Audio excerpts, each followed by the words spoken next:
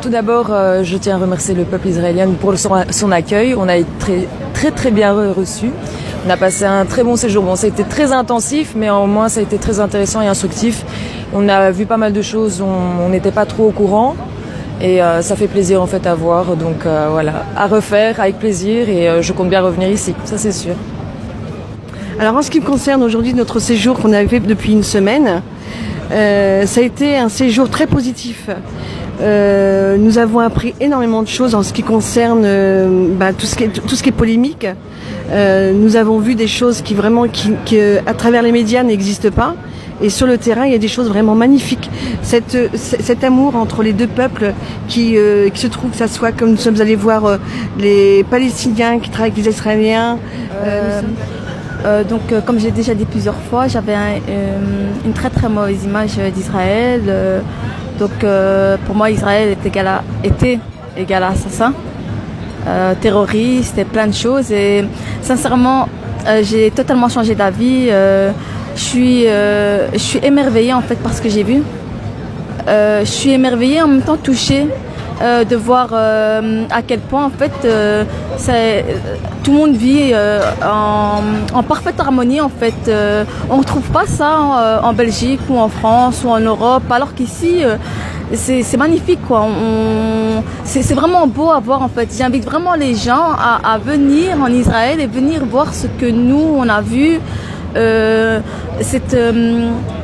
Cette sincérité entre Palestiniens et Israéliens, ils travaillent ensemble, ils sont heureux ensemble, ils n'ont pas de problème. Et ce qui m'a aussi, ce qui m'a touché, oui, c'est de voir qu'il y a beaucoup de Palestiniens et d'Arabes ici qui sont acceptés comme ils sont. On leur demande pas d'enlever leur voile, ni de changer leur culture, ni de changer de religion, ni au contraire, on travaille avec eux, on les encourage, que ce soit dans les études ou dans le travail. Franchement, ce qui m'a aussi touché, ce que j'ai vu aujourd'hui, c'est de voir aussi que en fait c'était faux,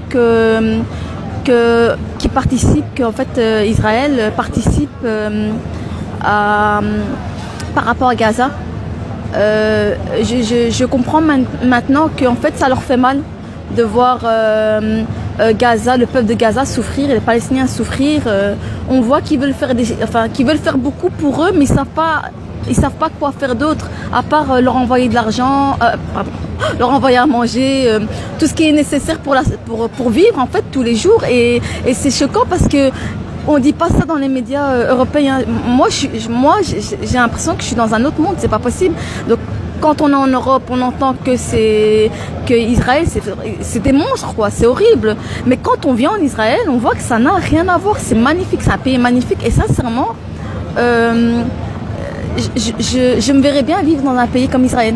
Et j'invite vraiment, j'insiste, j'invite vraiment les Européens, je parle même de toute l'Europe, à venir voir, à laisser une chance aux Israéliens de montrer ce qu'ils sont vraiment en fait, leur façon d'être, elle est naturelle. Franchement, c'est des personnes magnifiques. Et moi, je regrette pas en tout cas d'avoir fait ce voyage.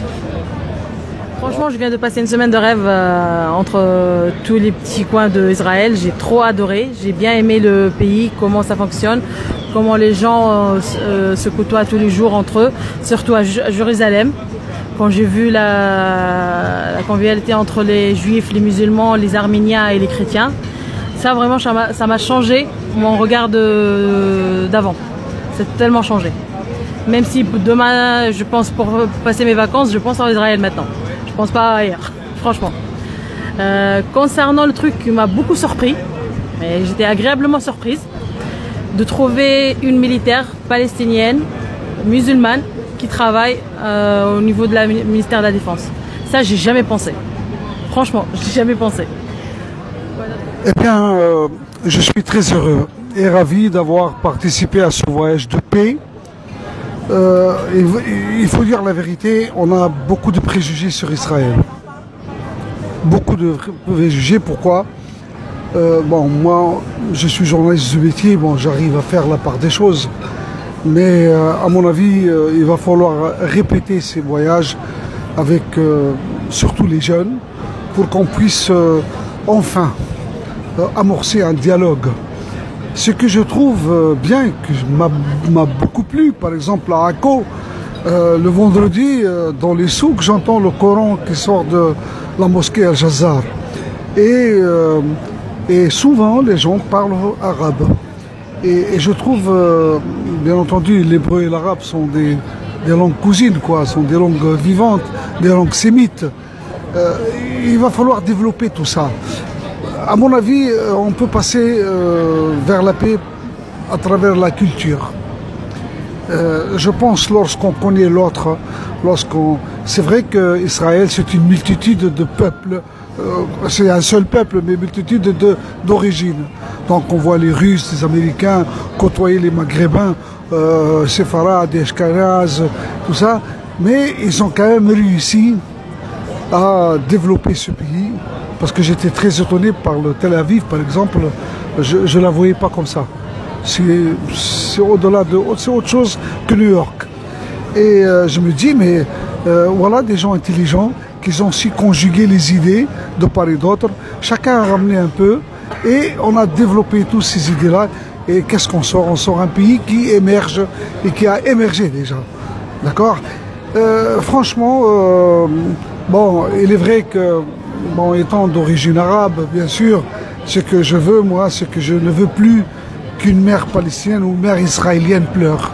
Il faut qu'on cesse ça. Il faut que ça s'arrête. Il faut se mettre à table, discuter. Il faut que les armes se taisent. J'ai pu rencontrer des hauts, comment on appelle ça, des généraux, un général et un colonel. Eh bien, j'ai tendance maintenant à appeler l'armée israélienne pas de Tsahal ni armée, mais l'armée de la paix.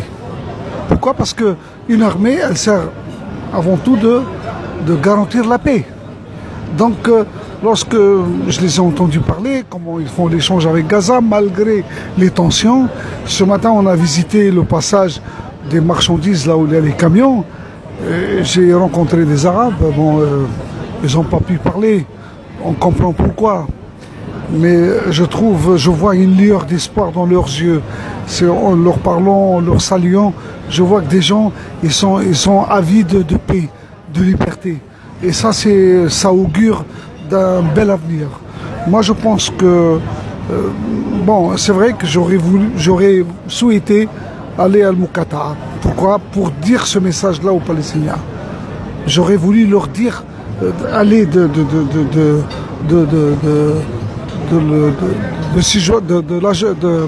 Jérusalem-Ouest, aller à Jérusalem-Est, transportant la paix avec moi.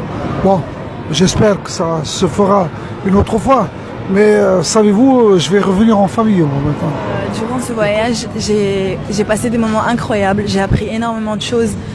J'ai rencontré des gens fabuleux avec un très bon cœur, des musulmans, des juifs, des chrétiens. C'était une expérience fabuleuse et je pense que c'est une expérience que j'aurais pu vraiment jamais réaliser sans cette délégation. Mon opinion sur ce pays a complètement changé et mon devoir c'est de retourner en France et d'être la porte-parole de la paix et de montrer que Israël est un pays magnifique, d'instruire mes amis, mon entourage et la France, pourquoi pas tous ensemble, l'Europe et le monde entier. Un moment qui m'a beaucoup marqué durant ce voyage, c'était notre petite escapade à Akko. On marchait en fait dans les rues de Akko et il y avait un souk et il y avait différentes personnes de confessions différentes qui vivaient ensemble, qui faisaient des magasins ensemble et c'était magnifique à voir. Et puis d'un coup, j'entends l'appel à la prière. L'appel à la prière qui vient d'une mosquée qui était pas loin du souk et c'était juste émouvant.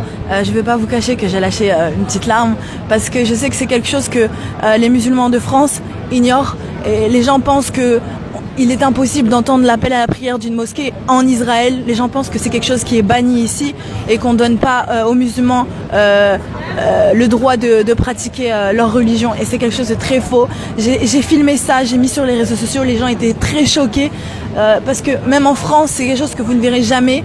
Et c'est pour ça que aujourd'hui, je vais vous dire, Israël, c'est un magnifique pays où les gens sont libres et il faut cesser cette haine et surtout venir ici et de voir de ses propres yeux.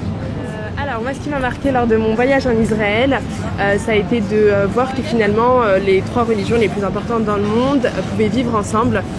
C'est absolument pas ce qui est communiqué via les réseaux sociaux ou autres. Je partais avec une image beaucoup plus négative où je pensais que finalement il y avait beaucoup plus de conflits, que les intérêts de chacun n'étaient pas forcément respectés. Et puis j'ai pu repartir avec une belle image dans ma tête et dans mon téléphone pour le coup, vu que je l'ai prise.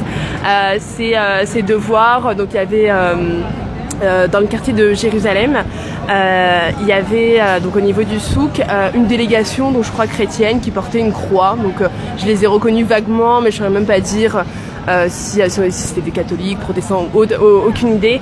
Il y avait des juifs ultra-orthodoxes, parce que pour le coup, avec la tenue, on les reconnaissait bien.